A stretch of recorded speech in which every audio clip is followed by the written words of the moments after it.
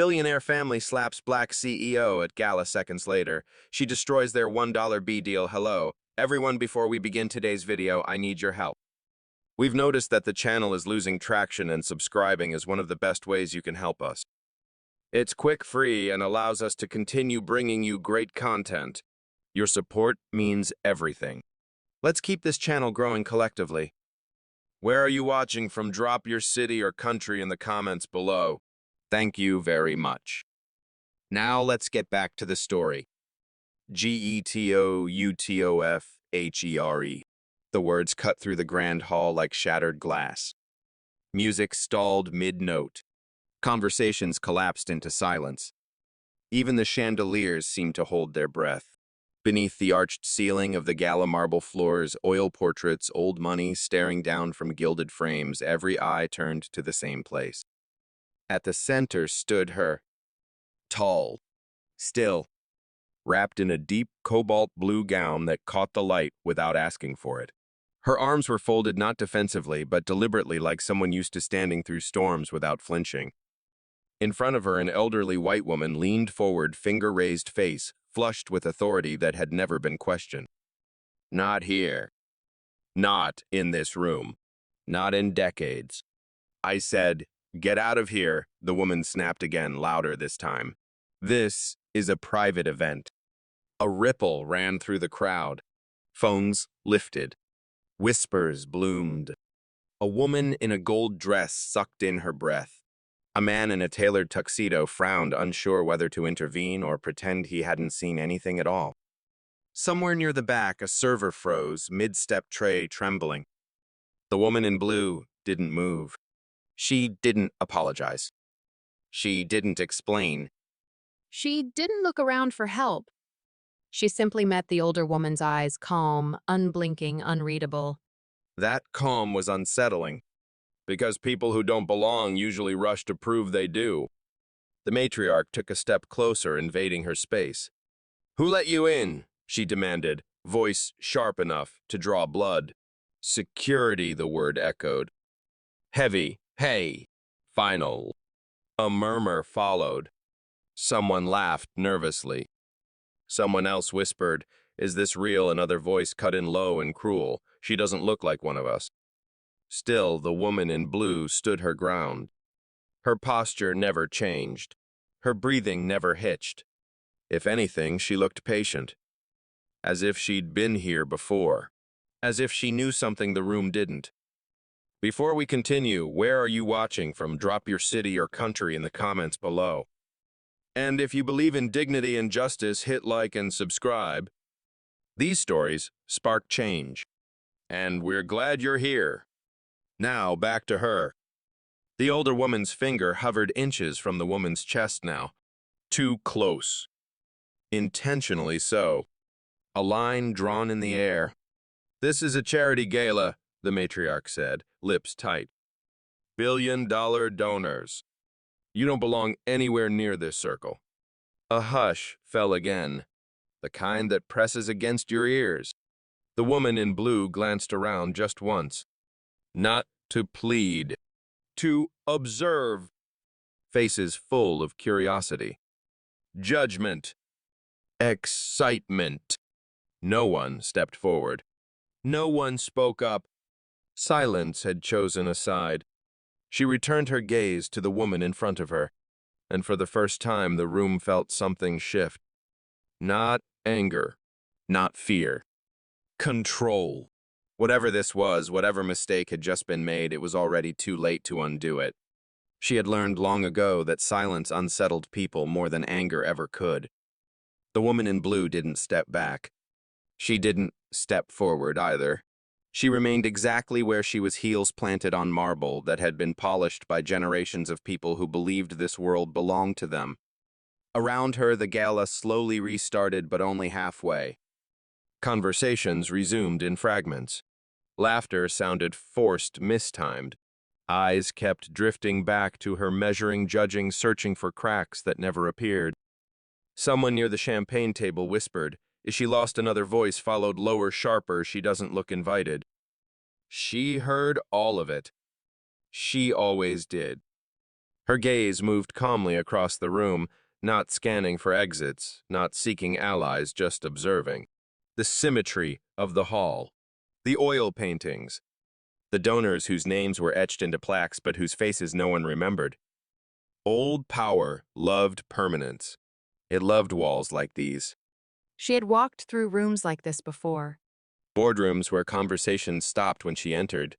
Fundraisers where her name was mispronounced, then quietly omitted. Meetings where she was offered coffee instead of a seat at the table. Different rooms. Same energy. The matriarch shifted her weight, clearly unsettled by the lack of reaction. People were supposed to flinch when spoken to like that. They were supposed to explain themselves. "Are you hard of hearing?" the older woman snapped. "I told you to leave." Still nothing. A man in a burgundy tuxedo took a cautious step closer to the matriarch. "Ma'am," he murmured, "perhaps we should—" She silenced him with a look. "This is my event," she said, loud enough for the nearest circle to hear. "And I decide who stays." The implication landed exactly where it was meant to. The woman in blue finally moved, but only slightly. She uncrossed her arms, letting them fall naturally to her sides. The gesture was small, almost casual, yet it shifted the temperature of the room. People straightened. Phones steadied. This wasn't the body language of someone cornered. It was the posture of someone waiting for the other person to finish embarrassing themselves. A woman in a gold dress raised her phone higher, framing the scene. Her finger hovered over the screen, torn between excitement and unease. A server nearby swallowed hard, eyes darting toward the exits. No security yet. Just tension thick and humming. The woman in blue exhaled slowly. For a brief moment, so brief no one else noticed, her mind drifted. A conference room years ago. Glass walls. 12 men. One empty chair she had to ask for twice. The same tone. The same certainty that she didn't belong until proven otherwise. She had proven herself then. She would not do it now. Her eyes returned to the matriarch, steady and level. Whatever game was being played here, she wasn't reacting on their terms. And that was the first thing in the room that truly frightened them. Everyone in the room knew who she was. They might not have remembered her first name, but they knew the family. The legacy.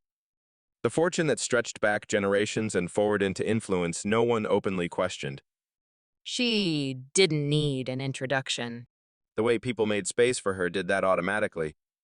The matriarch straightened, sensing the room's attention drifting away from her control toward the woman who refused to leave. She hated that. Her entire life had been built on certainty, on being obeyed without explanation, on the quiet understanding that when she spoke, rooms rearranged themselves accordingly. And yet, here stood this woman in blue, unmoved. "Do you have any idea where you are?" the matriarch asked, her voice low, now sharpened by insult rather than volume. "This gala funds institutions, families, futures. You don't just wander in." A few guests nodded instinctively as if agreement were muscle memory. She gestured around the hall with a sweep of her hand, marble crystal history. "People earn their place here."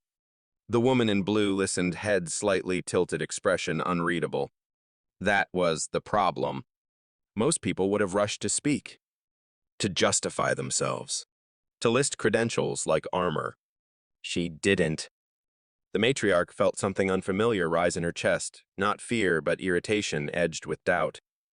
She turned to the crowd, searching for reinforcement. "Security has been called," she announced, as if sealing the matter. "This will be handled." A murmur rippled outward. Relief for some, discomfort for others. A younger man near the front frowned. "Is that really necessary?" he asked quietly. The matriarch snapped her head toward him. "Absolutely." Her gaze returned to the woman in blue. "You should be grateful I'm being discreet." Discreet. Phones were raised. Every word was being captured from 3 angles. The irony went unnoticed by everyone except the woman being threatened. She shifted her weight, subtly, heels clicking once against the marble. Not retreating. Not advancing. The matriarch took that single sound as defiance. You see, she continued, voice tightening, we work very hard to protect the integrity of this circle. Appearances matter. There it was. Not policy. Not protocol. Appearance. A hush settled again, heavier than before. Even those who agreed felt the sting of the word hanging naked in the air. The woman in blue met her eyes fully now. No challenge. No submission. Recognition. As if she had finally decided the matriarch was worth acknowledging. That look, calm, measuring, landed like a mirror held up too close. The matriarch faltered for half a second. Then pride rushed in to fill the gap. She stepped closer, finger lifting once more, reclaiming her posture of command. I won't repeat myself again, she said. You don't belong here. Around them, the room waited, unaware that the woman being dismissed had already decided something far more consequential than whether she would stay or go. The room did what crowds always do when power wavers. It leaned in. Whispers threaded through the air, soft but contagious. Heads tilted closer together. Glasses paused mid-sip. What had begun as a private act of correction was now unmistakably public. A woman in a gold dress adjusted her grip on her phone, the screen glowing as she zoomed in. This is insane, she murmured, half to herself, half to her followers. Somewhere behind her, a man muttered, someone's going to regret this, though it wasn't clear who he meant. The woman in blue felt it all, the weight of hundreds of eyes, the quiet thrill that comes when people sense a moment turning. She remained still, as if the noise belonged to another room entirely. Near the edge of the hall, a young server glanced toward the exit again. He had been trained to disappear, to blend into wallpaper, but tonight the walls were watching too. He swallowed and took a careful step back, not wanting to be remembered as part of this. A couple standing near the orchestra whispered urgently. Shouldn't someone step in and say what that was the problem? Everyone felt the wrongness. No one knew how to interrupt it without paying a price. The matriarch sensed the shift and raised her chin, projecting calm she didn't fully feel. There's nothing to see here, she declared. Please enjoy the evening. No one moved. The woman in blue noticed something subtle, then a man lowering his phone instead of raising it. His brow furrowed, not with curiosity, but recognition. He studied her face longer than was polite, as if searching his memory. Another guest followed his gaze. Then another. The crowd's energy fractured. Some leaned toward outrage. Others toward doubt. A woman whispered, she's not panicking. A man replied, why would she? That question lingered unanswered. The matriarch turned slightly, her voice dropping into something sharper, more personal. You're embarrassing yourself, she said. And all of us. Embarrassment was supposed to sting. To shrink people. The woman in blue's expression didn't change. If anything, she looked bored. A ripple of unease spread. Power thrives on reaction. Without it, it begins to look like theater. Someone laughed softly, then stopped when no one joined in. At the back of the hall, a gray-haired man rested both hands on his cane, eyes fixed on the scene. He'd seen moments like this before. He didn't intervene. He rarely did. But he remembered how they ended. The crowd waited suspended between spectacle and consequence. And in that waiting, something irreversible began to take shape, not in the woman being watched, but in everyone watching her. The matriarch lost patience. It showed in the tightening of her jaw, in the way her fingers curled, as if grasping for control she could feel slipping. She turned sharply toward the nearest security guard, her voice slicing through the murmurs. Escort her out! The words landed hard. A uniformed figure shifted at the edge of the crowd, hesitant. He glanced at the woman in blue, then back at the matriarch. Training told him to obey. Instinct told him something was wrong. This is unnecessary, someone muttered. Just do your job, another voice snapped back. The woman in blue remained still as the space around her tightened. The crowd unconsciously formed a wider circle, as if humiliation needed room to breathe. You see, the matriarch said, turning back to her satisfaction creeping into her tone. This ends now. A sharp laugh broke out nearby, too loud, too eager. Unbelievable, a man scoffed. People really think they can walk anywhere these days. The comment stung because it was meant to. The woman in blue felt it, then not anger, not fear, but the familiar weight of exposure. The way humiliation tries to shrink you in public, tries to convince you that everyone agrees you deserve this. For a fleeting second, the past crept in. A much smaller room, cheap carpeting, a receptionist's tight smile. We don't have a record of you. The same look, the same certainty that she was out of place until proven otherwise. She pushed the memory aside. Here, now. The matriarch stepped closer again, her voice lowering into something meant to wound rather than command. You should have known better, she said. These spaces aren't for everyone. A phone camera zoomed in. The lens didn't blink. Someone whispered, "This is getting ugly." Someone else replied, "It already is." The security guard took one step forward, then stopped. He hesitated long enough for the room to notice. The matriarch caught it immediately. "What are you waiting for?" she demanded. The guard cleared his throat. "Ma'am, I just do it," she snapped. That hesitation was all it took. The woman in blue lifted her chin slightly, meeting the guard's eyes, not pleading, not challenging. Simply present, human. The guard's shoulders tightened. He had been trained for disruptions, for drunken guests, for chaos. This wasn't that. The matriarch turned back to the crowd, gesturing broadly. "I apologize for the disturbance," she announced, voice polished once more. "Some people don't understand boundaries. Boundaries." The word rang hollow in a room where one had just been crossed. The humiliation had reached its peak, public, deliberate, undeniable. And somewhere beneath the polished floors and glittering lights, the foundation of the evening cracked. Because humiliation once witnessed doesn't stay contained. It demands an answer. It didn't start with a protest. It started with a look. A man near the center of the room, mid-40s, understated tuxedo, the kind worn by people who didn't need to impress, studied the woman in blue again. Longer this time. His head tilted slightly, eyes narrowing not in suspicion but in recognition. "I've seen her before," he murmured. The woman beside him leaned in. Where he didn't answer right away. His gaze stayed locked, searching through memory. Boardrooms. Headlines. A photo he'd scrolled past without stopping because it hadn't been about him. Another guest overheard. Seen who the man lowered his voice. "I'm not sure yet." Across the room, the matriarch mistook the shifting energy for compliance. She straightened, smoothing an imaginary crease in her sleeve, already rehearsing how this would be retold later, how decisively she had handled the disruption. But the room wasn't following her script anymore. The security guard still hadn't moved. His pause had become visible, uncomfortable.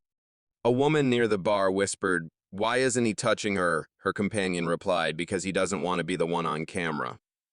Phones were still raised, but the tone had changed. This wasn't spectacle now. It was evidence. The woman in blue noticed the man watching her, the one with the thoughtful eyes. She didn't acknowledge him. She didn't need to. Recognition, when it comes, works better uninvited. The matriarch's voice cut back in. "Enough," she said sharply. "We've indulged this long enough." Indulged. Another word that landed wrong. The man finally spoke, louder this time.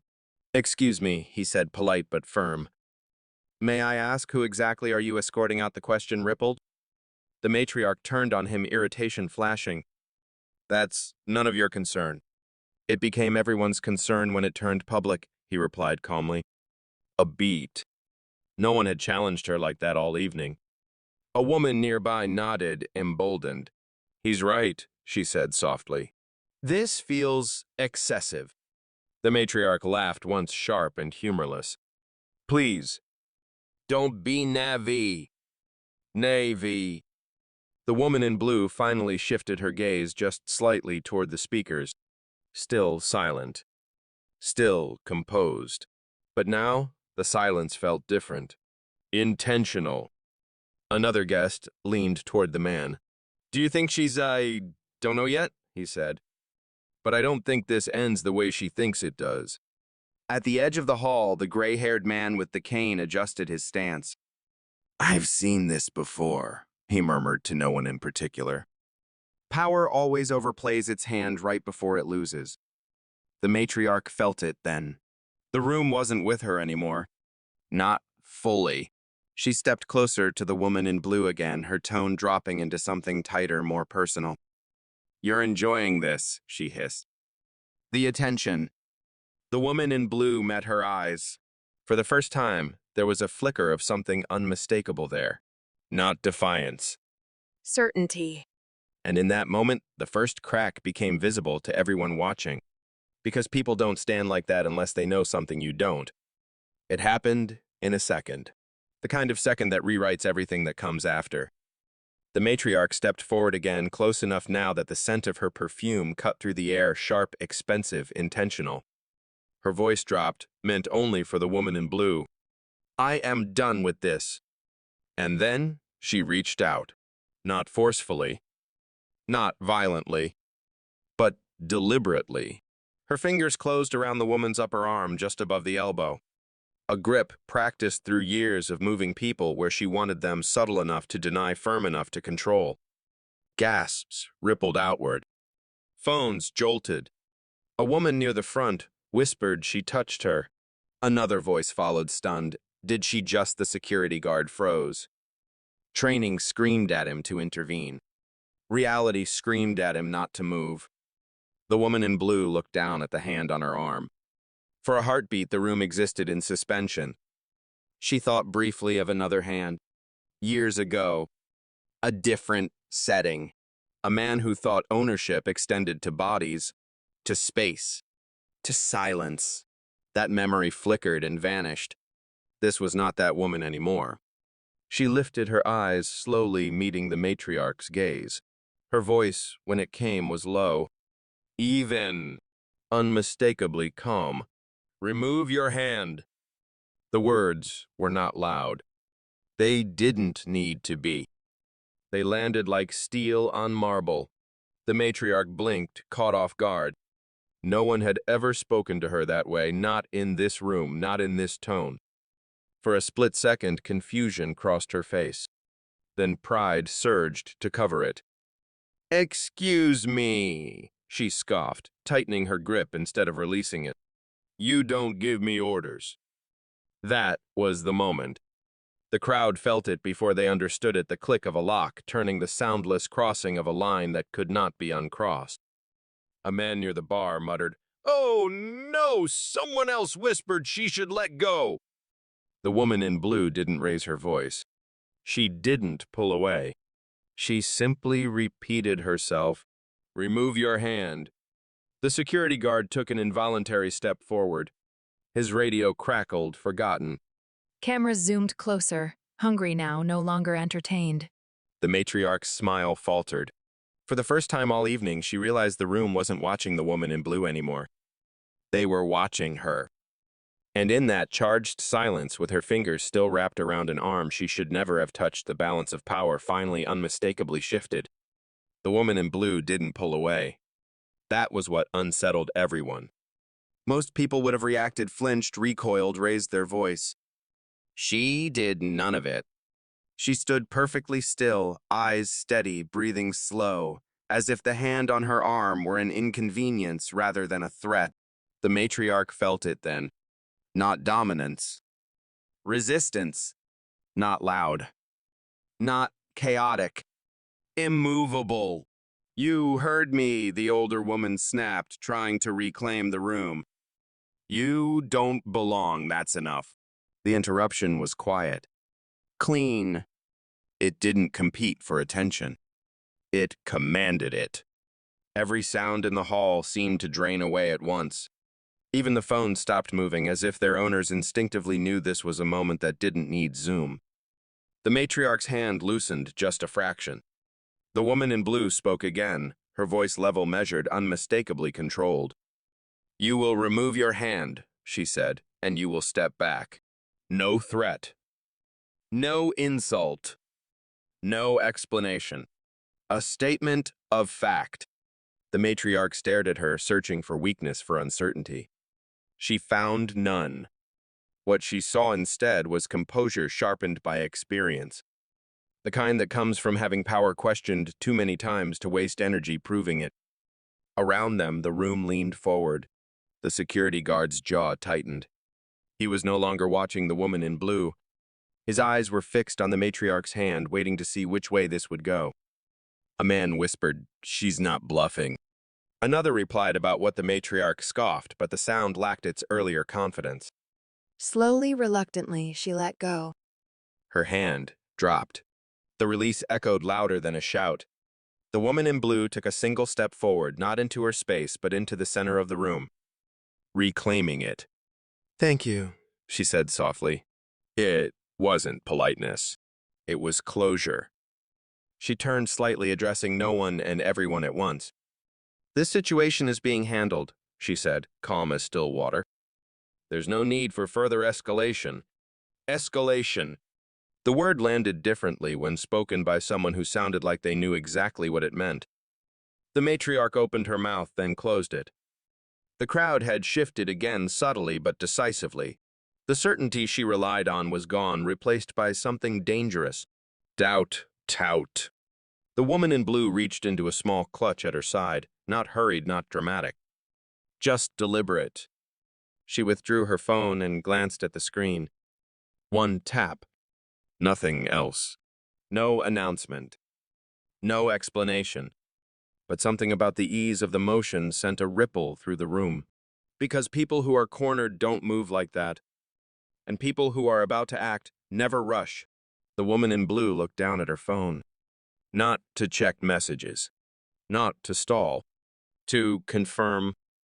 The screen glowed softly against the dim gold of the hall. A few names. A familiar interface. She didn't scroll. She didn't hesitate. She tapped once. The sound was barely audible, but the effect was immediate. Somewhere deep in the crowd, a man felt his phone vibrate and stiffened. He glanced down, then up at her, his expression shifting from curiosity to alarm. Another guest checked their screen brows, knitting together. The matriarch noticed none of this at first. She was still recovering, straightening her posture, reclaiming dignity like a shawl pulled too tight. "This has gone far enough," she said, voice brittle. "I will not be disrespected at my own event." The woman in blue lifted her gaze. "This is no longer your event," she said calmly. The sentence didn't land all at once. It rippled. A man near the front frowned. "What did she say?" Another whispered. "Did you hear that?" The matriarch laughed sharply. "You're confused." "No," woman in blue replied. "You are." She raised the phone slightly, not as a threat, not as a display, just enough to make the point unavoidable. "Cancel the deal," she said into it, her voice quiet but precise. Effective immediately. A pause. Then yes. All of it. The matriarch's smile froze. "What deal?" she snapped. "You have no authority," the Eastbridge partnership, the woman in blue continued unfazed. "All pending approvals. All future funding." The name hit the room like a dropped glass. A collective intake of breath. Heads snapped up. A few people turned instinctively toward the matriarch, whose face had begun to pale. "That's impossible," she said too quickly. "You don't even know I know exactly what it's worth," the woman in blue said. 1 billion. On paper. More in leverage. Silence. A man near the bar whispered that's their lifeline. Another replied that deal keeps 3 foundations alive. The matriarch took a step back without realizing it. "Who are you?" she demanded. The woman in blue ended the call and lowered her phone. "I was willing to let this be a misunderstanding," she said evenly. "You chose humiliation instead." Around them, Phones buzzed now, not with recordings, but alerts. Messages. Updates traveling faster than anyone could stop them.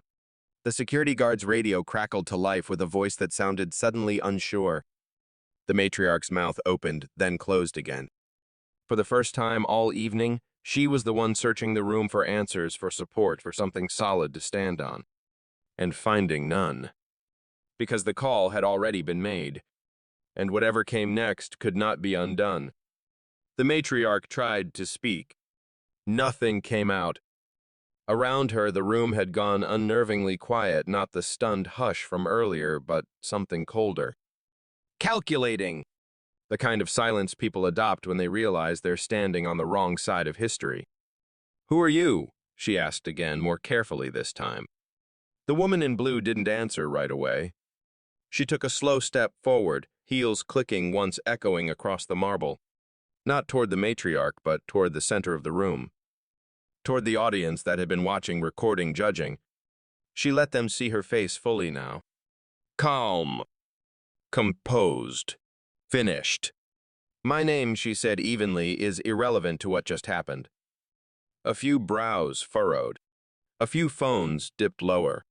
What matters, she continued, is that you were comfortable humiliating someone you thought had no power. The matriarch shook her head, still clinging to disbelief. This is absurd, she whispered. You can't possibly, I can, the woman in blue said gently. And I did. She turned slightly, addressing the room as much as the woman in front of her. I am the CEO who approved the capital structure behind that partnership, the majority shareholder who made it viable, and the one person in this room who could end it with a single call. A wave of recognition rippled outward. Someone gasped. Someone swore under their breath. Someone finally lowered their phone completely. The man who had been watching her from earlier went still. Oh my God, he murmured. It is her. The matriarch's face drained of color. You? Her voice cracked. You're bluffing. The woman in blue met her eyes, not unkindly. Check your phone. The matriarch froze. Slowly, reluctantly, she pulled her device from her clutch. Her fingers trembled as the screen lit up. One notification, then another, then several more stacking faster than she could read. Her shoulders sagged. The room exhaled as one. The woman in blue said nothing more. She didn't need to. The truth had arrived on its own, uninvited, undeniable. She had never needed to announce herself. They had simply mistaken silence for absence. And now, with every eye finally open, the balance of the room completed its turn away from old certainty toward the woman they had just tried to erase. The shift was not loud. It never is when real power changes hands. No one clapped. No one cheered. The room simply folded. Shoulders slumped. Eyes dropped. The confident posture that had filled the hall minutes earlier dissolved into something smaller, quieter. The matriarch stood, frozen phone still glowing in her hand. She read the messages again, as if repetition might undo them. Funding suspended. Partnership terminated. Board notified. Each line was a door closing. Around her, people began to move, not away from the woman in blue, but away from her. The distance grew subtly, instinctively, like air evacuating a collapsing space. A man who had laughed earlier stared into his drink. A woman in gold slipped her phone back into her clutch, suddenly uninterested in being seen. The security guard exhaled a long breath he hadn't realized he was holding. The woman in blue watched none of it. She had already moved on. The matriarch finally looked up, desperation breaking through the polish. This was a misunderstanding, she said, voice thin. We can fix this. Fix. Sick. The word echoed uselessly. There is nothing to fix, the woman in blue replied. Not cold. Not cruel. Final. Only consequences. That was when the full weight of it settled in. The room had chosen. Not loudly. Not ceremoniously. But completely. A few guests nodded to the woman in blue as she turned small gestures of acknowledgement that would have meant nothing an hour ago and now meant everything. One man lowered his head slightly, a silent apology. Another stepped aside without thinking, clearing her path. The matriarch remained where she was suddenly smaller than the space she once dominated. No one reached for her. No one spoke for her. The collapse wasn't dramatic. It was total. And as the woman in blue walked toward the exit, the gala didn't stop her. It made room. The doors at the far end of the hall opened without ceremony. No spotlight followed her. No music swelled. Just the quiet sound of space yielding as the woman in blue walked forward, each step measured unhurried, like time itself had decided to move at her pace. Behind her, the gala resumed in fragments. Glasses clinked too loudly. Laughter returned thin and uncertain. People pretended the room had not just witnessed something irreversible, but the room knew. She passed the last row of donors, the last cluster of whispered conversations, the last flicker of screens now lowered out of shame rather than discretion. No one stopped her. No one dared. Outside the hall, the air felt different, cooler, cleaner, honest. She paused just beyond the doors, not because she needed to, because endings deserve intention. Inside, the matriarch remained frozen in place, surrounded by space that no longer bent toward her. The title she wore, the name she carried, the certainty she had lived on, all of it still existed. It simply no longer mattered. The woman in blue adjusted her shoulders and took a breath that felt earned. She had not come here to make a statement. She had come to attend a gala, but statements have a way of forming themselves when people mistake restraint for weakness. She turned once briefly, not to look back at the woman who had tried to erase her, but at the room as a whole. The institution. The system. The unspoken agreement that some people must always explain themselves while others never have to. Her voice carried just far enough to be heard by those nearest the door. "I didn't raise my voice," she said calmly. "I raised the standard." No applause followed. None was needed. She stepped through the doors and let them close behind her. Inside, the gala would continue. Donations would still be made. Photos would still be posted. Tomorrow's headlines would soften what had happened into something more comfortable, more palatable. But everyone who had been in that room would remember the moment they realized something important. That dignity doesn't ask for permission. That power doesn't announce itself. And that silence, when chosen, can be louder than any command ever shouted across a marble floor. The woman in blue disappeared into the night, untouched, unchased, unbroken. And somewhere deep within the walls, she had just left behind an old certainty, cracked for good. Not because she demanded justice, but because she embodied it.